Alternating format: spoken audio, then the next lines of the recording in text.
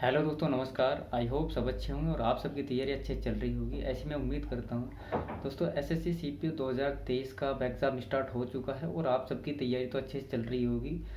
दोस्तों, मैंने 2022 का एग्ज़ाम दिया था, तो मेरे जो है एग्ज़ाम कैसे फॉलो करना है जब हम एग्ज़ाम हॉल में होंगे, सबसे पहले हम उस पर बात करते हैं कि हमें कितने क्वेश्चन अटेंड करने हैं। क्या हमें 200 में से 200 जो ही क्वेश्चन अटेंड करने हैं, या जो होता है कुछ हमारे साथी ऐसे होते हैं कि वो रीजनिंग और मैथ में जो है काफ़ी समय अपना टाइम वेस्ट कर देते हैं। जो क्वेश्चन लगभग आपको हर एक पेपर में 5 से 7 क्वेश्चन ऐसे मिलते हैं जो आपको रोकने वाले होंगे, तो आपको उन्हें स्किप करना है।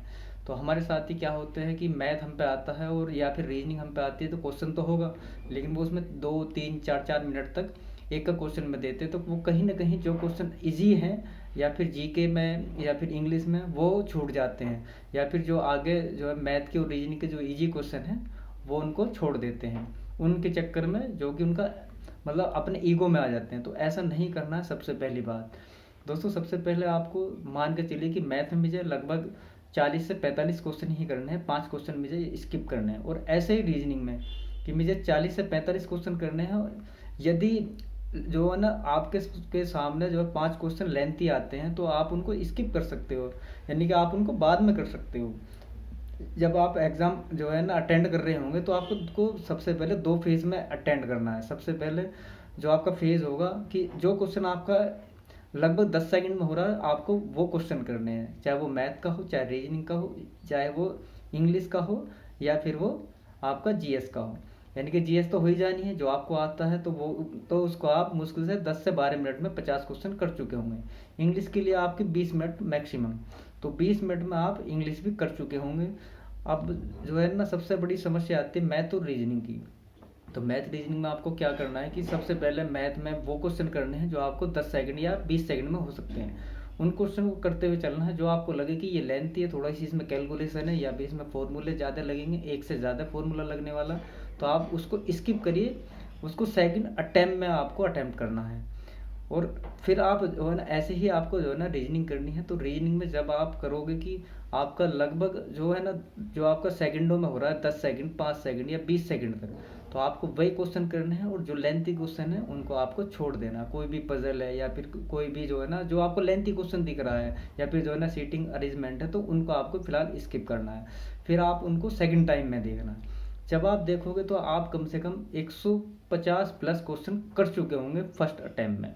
तो आपके पास में लगभग 50 क्वेश्चन बचेंगे, क्योंकि लगभग 150 नहीं, 160 170 तक भी आप पहुंच सकते हो आराम से। क्योंकि 160 70 क्वेश्चन लगभग आपके 20 क्वेश्चन ऐसे बचने वाले हैं जो आपको सेकंड अटेम्प्ट में आपको उन पर अटेम्प्ट लेना है। और लगभग दिन में हो सकता है कि ना जो है ना 30 मिनट, यानी कि जो है सॉरी जो 30 सेकंड लग जाए, या फिर जो है 40 सेकंड लग जाए, या 1 मिनट तक भी लग सकता है। तो फिर आपको उनको देखना है, जो आपसे होते हैं उनको आप कर सकते हैं। यदि आप 160 170 175 180 तक भी अटेंड करते हैं, तो बहुत बेहतरीन आपका अटेम्प्ट होगा ये। और जो हम एक्सेप्ट करते हैं कि जर्नल ईडब्ल्यूएस ओबीसी वाले, यदि आपके 150 जो है आपके क्वेश्चन ठीक होते हैं, तो बहुत बेटर है ये।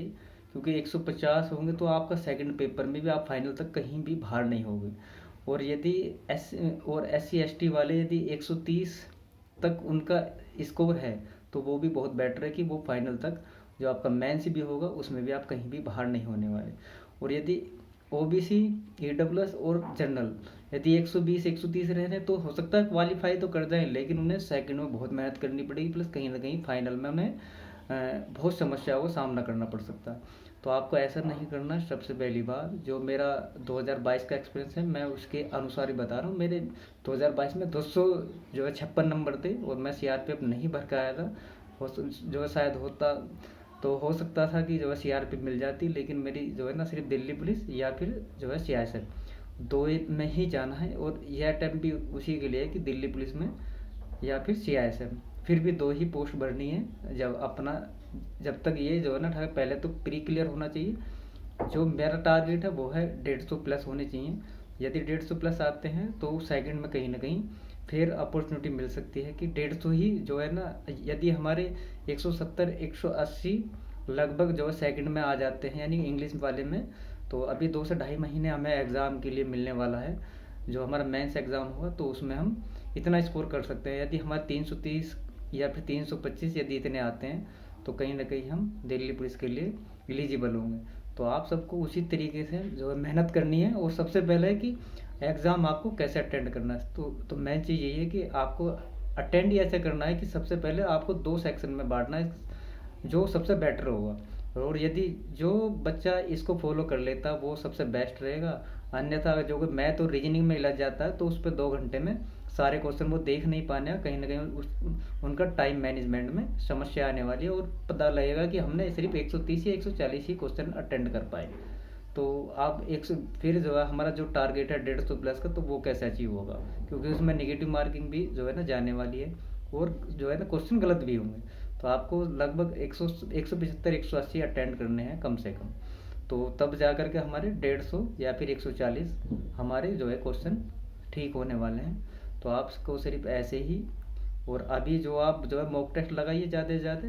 अभी आपके पास में 2-3 दिन है, तो आप 2-3 दिन में जो है ना 2-2 जो है मॉक टेस्ट लगा सकते हैं, प्लस अपने रिवाइज कर सकते हैं जो भी आपने नोट्स बना रखे हैं। बस अब लास्ट तो यही है दोस्तों। तो इसी के साथ में जय हिंद, जय भारत, धन्यवाद दोस्तों।